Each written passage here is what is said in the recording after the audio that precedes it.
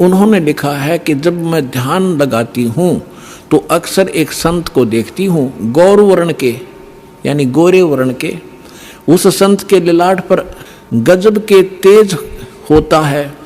यह पत्रिका जो दास आपको दिखा रहा है, ये केवल 2 पेज देकर गया कोई भक्त, यहाँ किसी भक्त को इसमें पत्रिका का नाम नहीं है,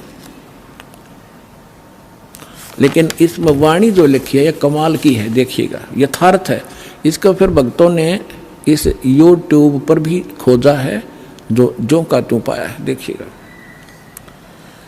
अब आपको पढ़कर सुनाएंगे। एक फ्लोरेंस नाम की भविष्य वक्ता हुई है अमेरिका में, और उसने इस दास के बारे में, एक महापुरुष के बारे में, ये तो आप कहने की जरूरत नहीं, बार बार कहना अच्छा भी ना लगता, अब पे पता लग जाएगा सब सारे लक्षणों को जब आपके रूबरू किया जाएगा। इसने कहा कि देखिएगा, विश्व प्रसिद्ध भविष्य वक्ता फ्लोरेंस ने भविष्यवाणी की है कि तीसरा विश्व युद्ध नहीं होगा, वह भारत के प्रयासों से टल जाएगा।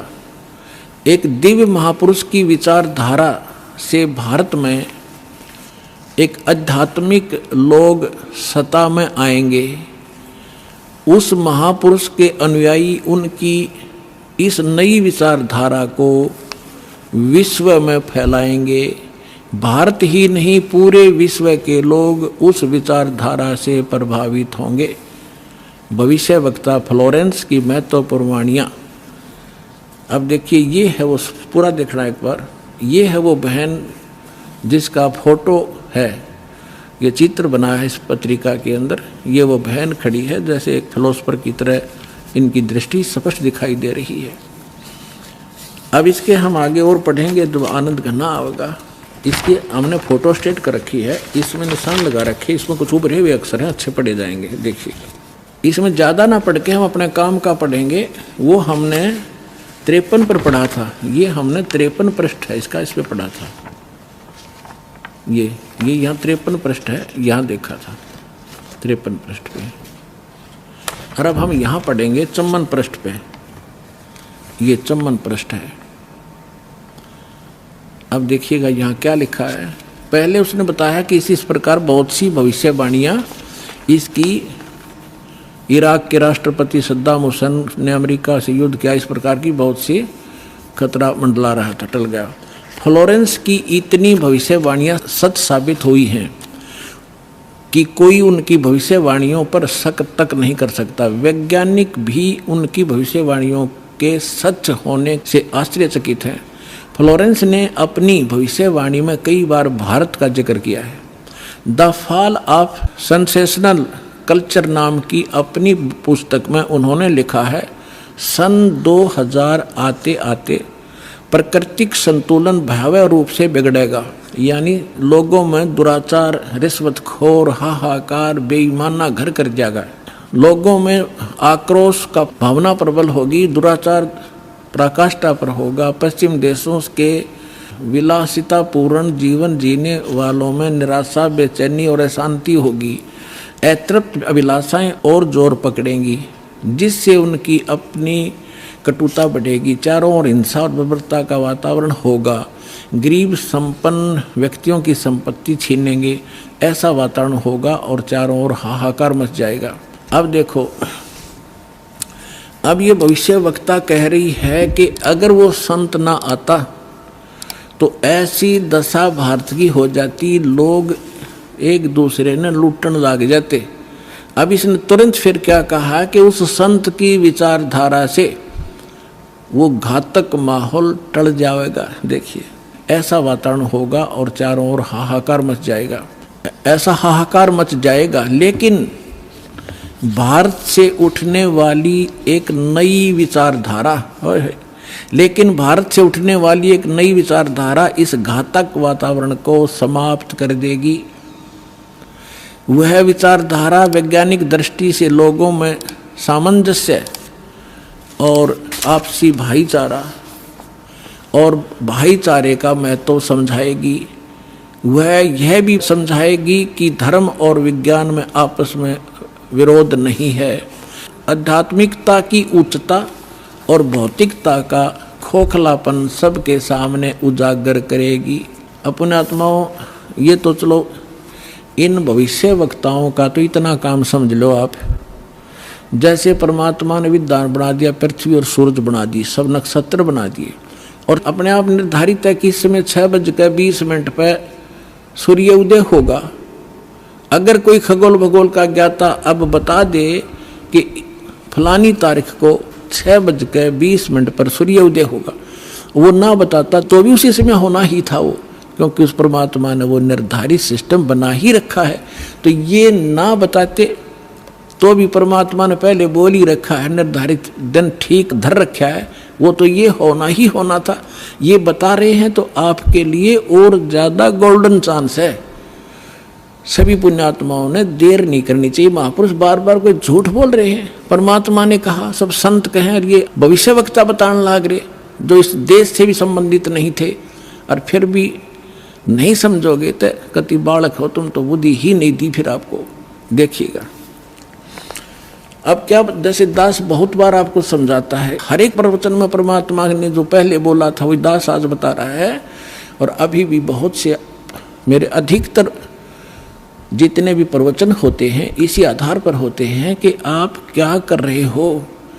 आप यहाँ अरबपति बन गए, खरबपति बन गए, दुनिया न लूट लूट के, और वो सारा छोड़कर चले गए। सर्व सोने की लंका थी वह रावण से रणधीरम, एक पलक में राज विराजी जम के पड़े जंजीरम। चक्रवर्ती राजा था, सारी पृथ्वी पर शासन कर रहा था, चूहा बनकर एक बिल खोद कर रह रहा है। खा कहिए, कहते राम रट निर्धन भला, टूटी घर की छान, वह सुंदर महल किस काम के, जा भक्ति नहीं भगवान। तो यहाँ ये बताना चाह रहे हैं, ये माइन बहन ने बताया है कि वो संत की विचारधारा से आध्यात्मिकता की उच्चता और इस भौतिकवाद का खोखलापन उजागर होगा। ये हो रहा है आपके सामने, और सबकी आत्मा मान रही इस बात को, सचमुच ऐसा है। देखिए ये कह रहे हैं कि आध्यात्मिकता की उच्चता और भौतिकता का खोखलापन सबके सामने उजागर करेगी। मध्य वर्ग उस विचारधारा से बहुत प्रभावित होगा। आप जितने यहाँ आ रहे हो बिल्कुल मीडियम वर्ग के बच्चे हो सारे, बिल्कुल, और देखो कैसे आप उमड़ उमड़ कर आ रहे हो, कैसे मान रहे हो दास ने जो बोल दिया फाइनल है, ना किसी को लेना है ना देना है। विवाह एक सिंपल वे से करना है। हम विवाह के ऊपर इतना खर्चा कर देते हैं, फिर आगे छूचक बात, पता नहीं कितने कुबाड़ हमने सर पर रख लिए। जब ब्रह्मा विष्णु महेश का ब्याह किया था दुर्गा ने, ना कोई भाती था ना बराती था, ना कोई जलेबी तारे था, ना कोई डीजे बजानिया था। उठाकर कह दिया, ले भाई ब्रह्मा या तेरी पत्नी सावित्री अपना घर बसा बेटा। लक्ष्मी दे दी विष्णु को, ले बेटा या तेरी पत्नी जाओ अपना घर बसाओ। और शंकर जी को पार्वती दे दी, जाओ भाई हो गया ब्याह। अरे बाकी बकवाद तो बेमतलब की है जो हम किया करते थे, अपने सिर पर बोझ धर लिया सारा जीवन इन बकवादों के लिए, जोड़े जाते लुटे जाते यहीं फूक जाते। अब देखिएगा खोखलापन उजागर कर देगी। मध्य वर्ग उस विचारधारा से बहुत प्रभावित होगा। यह वर्ग समाज के सभी वर्गों को अच्छे समाज के निर्माण के लिए उत्प्रेरित करेगा। यह विचारधारा पूरे विश्व में चमत्कारी परिवर्तन लाएगी। मुझे अपनी छठी अतीन्द्रिय शक्ति से ये एहसास हो रहा है कि इस विचारधारा को जन्म देने वाला एक महान संत भारत में जन्म ले चुका है।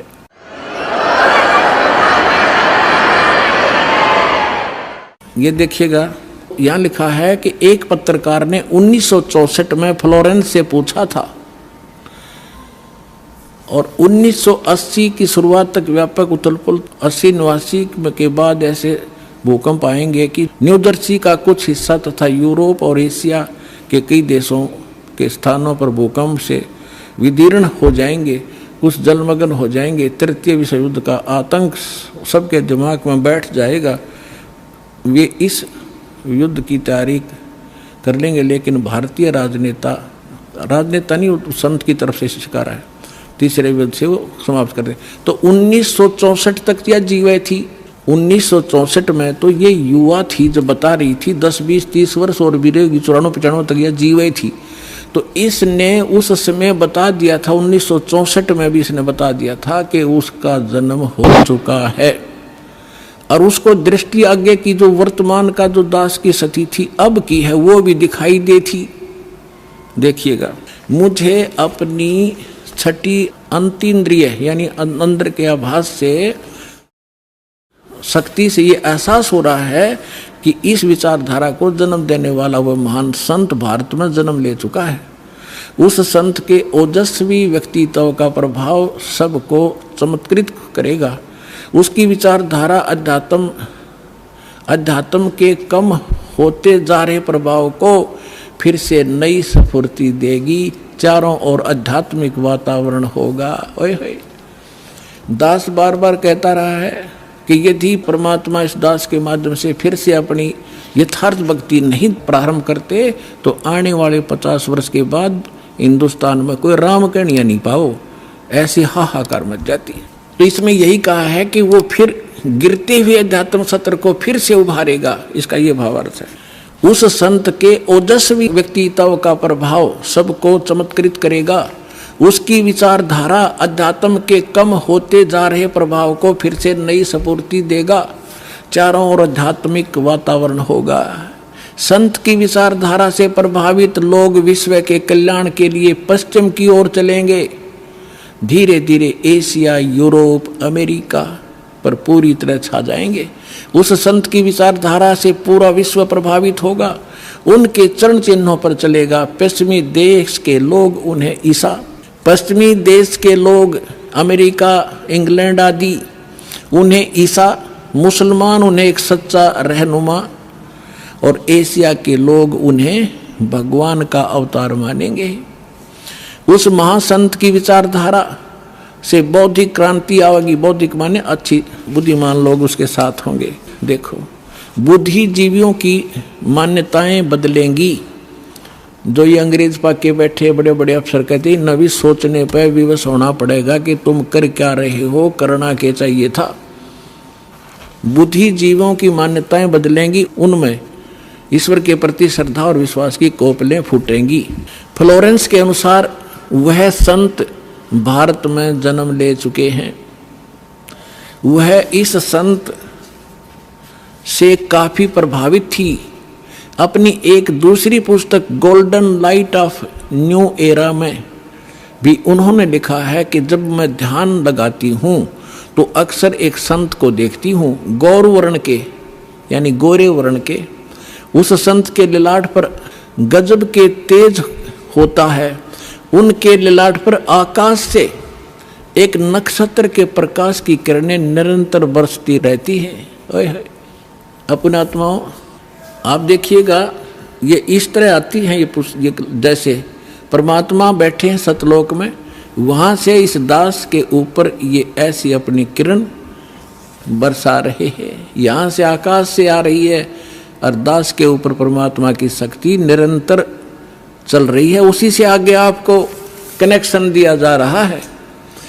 अब उसी को ये बहन बता रही है फ्लोरेंस अपनी दिव्य दृष्टि से देख करके उसके ऊपर माथे पर यानी उसके सिर पर ऊपर से आकाश से नक्षत्रों से एक लाइट निरंतर आ रही है जो उसके माथे पर बरस रही है और वही शक्ति आगे आप में जा रही है। देखिएगा, जब मैं ध्यान लगाती हूँ तो अक्सर उस एक संत को देखती हूँ गौर वर्ण के। अब देखो यहाँ थोड़ा सा लिखना भूल गया, फिर इन भक्तों ने अपना ने एक बुक इसने बताई है। देखिएगा, एक दूसरी पुस्तक golden light of new era, ये एक बुक है। इस बुक के आधार से भक्तों ने एक वेबसाइट से निकाला है। वेबसाइट से इसकी इंग्लिश में है उसकी वाणी, वो इस प्रकार देखिएगा, यही है। I can clearly visually A golden era divine, वो कहती है मैं देखती रहती हूँ। यहाँ देखना, यहाँ पर है जो हिंदी उसने किया वो यहाँ से है। When I enter great flights of meditation I visualise, मैं देखती हूँ। ये क्या कहती है बहन कि जब मैं ध्यान की गहन ऊंचाइयों को छूती हूँ, यानी जब मैं ऊपर उड़ती हूँ ध्यान से, तो मैं क्या देखती हूँ। देखिएगा, When I enter great flights of meditation, I visualize such a great sant who is fair skinned, यानी फेयर skinned माने साफ वर्ण का, गौर वर्ण का, with white hair, उसके बाल सफेद हैं, white hair, and without a beard and mustaches, वो बिना दाढ़ी मूछ का है।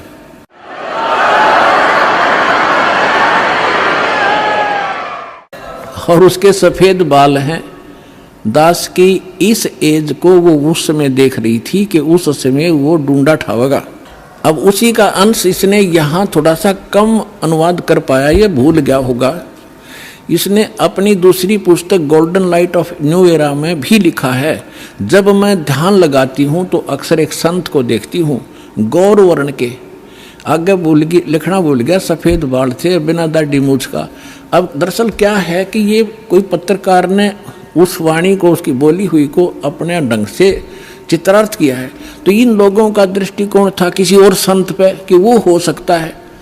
इसमें लिख रखा है कि वो श्री राम शर्मा होगा। इस अंग्रेजी वाले ने आगे चल के दो, जैसे गीता मूल तो सही है, मूल पाठ गीता का, अनुवादकर्ताओं ने अपने हिसाब से श्री कृष्ण का ऊपर बना रखी थी, श्री कृष्ण बोल रहा है गीता। तो ये लोग ऐसे यहाँ ये जान के छोड़ गया कि वो सफ़ेद बाल होंगे और बिना दाढ़ी मूछ वाला होगा, इसलिए यहाँ छोड़ गया। इसमें इंग्लिश वाली में उसकी में साफ लिखा है, वो उसकी अपनी बोली हुई भविष्यवाणी है अपनी भाषा में। यहाँ देखिएगा, जब मैं ध्यान लगाती हूँ तो अक्सर एक संत को देखती हूँ गौर वर्ण के। उस संत के ललाट पर गजब के तेज होता है, उनके माथे पर ललाट पर आकाश से एक नक्षत्र के प्रकाश की किरणें निरंतर बरसती रहती हैं। मैं देखती हूँ कि वह संत अपनी कल्याणकारी विचारधारा तथा अपने सच्चरित्र प्रबल अनुयायियों की शक्ति से पूर्ण विश्व में नए ज्ञान का प्रकाश फैलाएगा। आप देख रहे हो, बंदी छोड़ के बच्चे कहाँ कहाँ जा करके दूर दूर जा करके आज प्रचार कर रहे हैं परमात्मा के ज्ञान का। वह संत अपनी कल्याणकारी विचारधारा तथा अपने सच्चरित्र प्रबल अनुयायियों की शक्ति से संपूर्ण विश्व में नए ज्ञान का प्रकाश फैला रहे हैं। वह संत अपनी शक्ति निरंतर बढ़ा रहे हैं। उनमें इतनी शक्ति है कि वह प्राकृतिक परिवर्तन भी कर सकते हैं।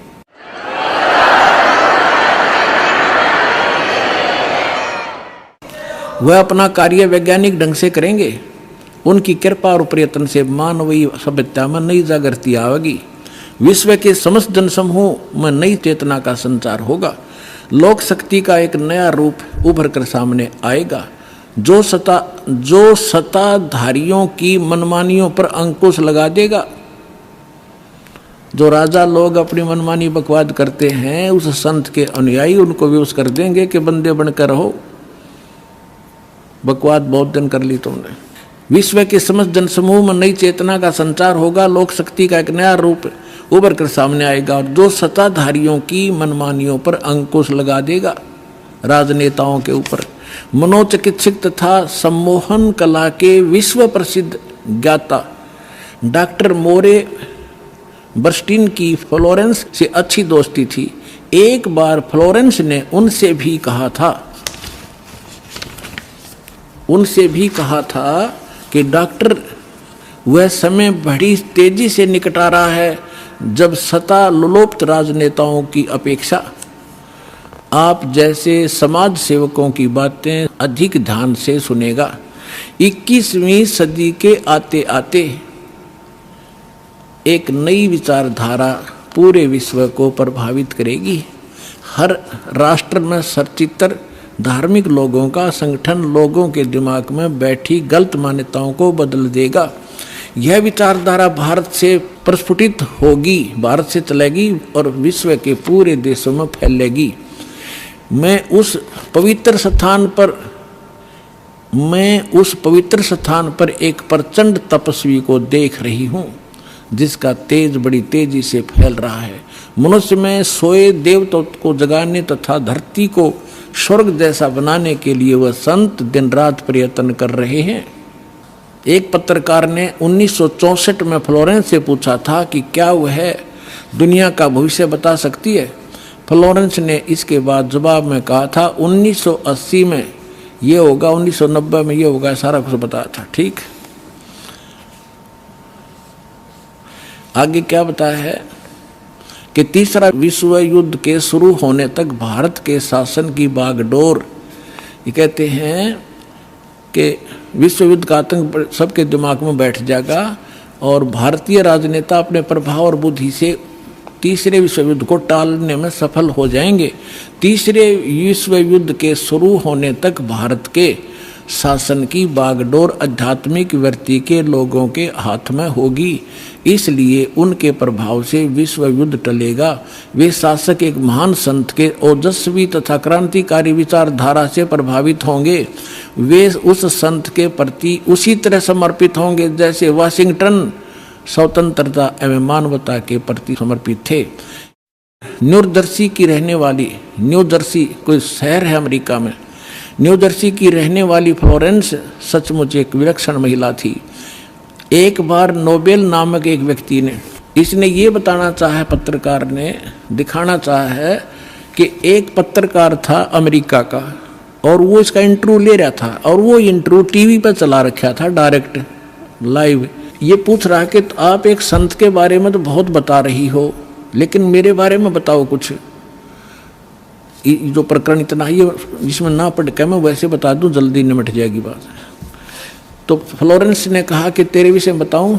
उसका दायां हाथ पकड़ा और उसने कहा कि आप जो है किसी दूसरे राज्य में भी प्रचार प्रसार करेगा।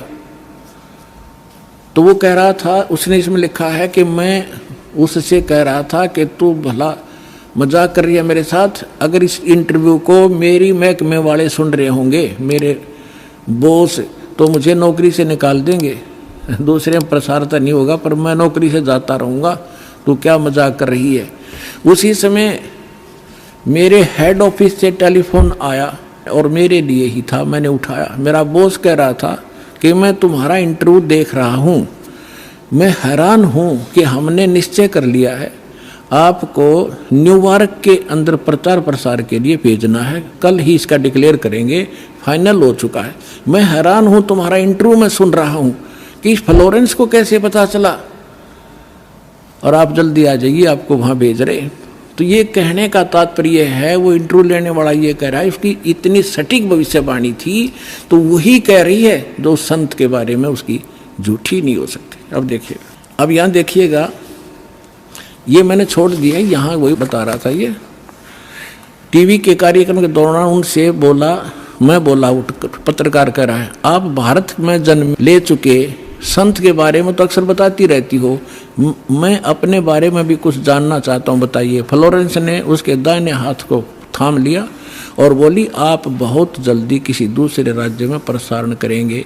नोबेल ने एक प्रसारण सेवा के, वो एक कर्मचारी थे उस प्रसारण सेवा के, इस बात पर हंसने लगे। कुछ सेक्शन बाद बोले कि आपने मुझसे अच्छा मजाक किया। यदि हमारी कंपनी के अधिकारी इस कार्यक्रम को देख रहे होंगे तो दूसरे राज्य में तो जाऊंगा या नहीं, फिलहाल अपनी कंपनी से तुरंत निकाल दिया जाऊंगा। फिर पीछे घोषणा ये लिख दिया उसने कि वहाँ, अब कहते नोबेल के जब फ़ोन पर उठाया तो उसने बताया कि हमने न्यूयॉर्क के प्रसारण का काम शुरू करने का निर्णय लिया है, वहाँ तुम्हें भी भेजा जाएगा। अभी यह बात गुप्त रखना, इसकी घोषणा कल की जाएगी। मैं टीवी पर फ्लोरेंस के साथ तुम्हारी बातचीत देख रहा था, वो बॉस बोल रहा है। फ्लोरेंस ने तुम्हारे विषय में जो बताया वो पूरी तरह सच है। आश्चर्य है कि यह बात कैसे मालूम होगी। नोबेल फ्लोरेंस का चेहरा देखता रह गया। अब उस लड़की में इतनी सटीक भविष्यवाणी ये सिद्ध की इसने, और उसी ने उस संत के बारे में की। आगे फिर देखना, कुछ पत्रकारों ने उनसे एक बार पूछा था कि वह भविष्य को कैसे देख लेती है तथा गायक व्यक्ति या वस्तुओं का पता कैसे लगा लेती हैं। तो फ्लोरेंस ने बताया, मुझे स्वयं नहीं मालूम कि यह कैसे संभव हो जाता है। मैं भविष्य के विषय में एक बहुत महत्वपूर्ण बात बता रही हूँ। बार बार कहा करती वह कि 20वीं सदी के अंत में भारतवर्ष में 1997 के आसपास एक प्रकाश निकलेगा। वह प्रकाश पूरी दुनिया को उन दैवी शक्तियों के विषय में जानकारी देगा जो अब तक हम सभी के लिए रहस्यमय बनी हुई थी। एक दिव्य महापुरुष द्वारा यह प्रकाश पूरे विश्व में फैलेगा। वह सभी को सतमार्ग पर चलने की प्रेरणा देगा। समस्त दुनिया में एक नई सोच की ज्योति फैलेगी। जब मैं ध्यान अवस्था में होती हूँ तो अक्सर यह दिव्य महापुरुष मुझे दिखाई देते हैं। फ्लोरेंस ने एक बार कहा, इस संत या दिव्य महापुरुष का जिक्र किया है, साथ ही यह भी बताया है कि उत्तरी भारत के एक पवित्र स्थान पर वह मौजूद है, बरुआला में।